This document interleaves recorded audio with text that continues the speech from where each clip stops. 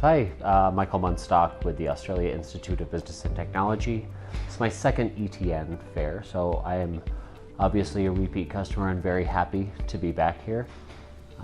A very seamless process, and it makes it very easy for us to be able to connect with relevant agents in many different countries, so that we're able to really start actually developing our markets.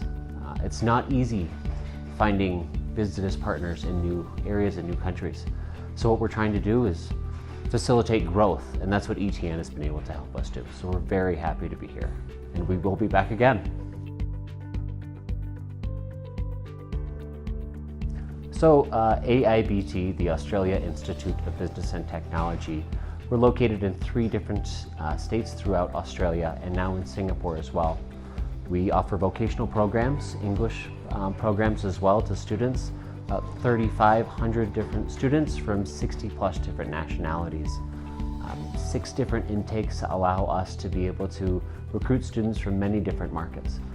Affordable fees, options for jobs in Australia, a great life, and different areas for them to be able to study really help students choose Australia. Find out more at aibtglobal.edu.au.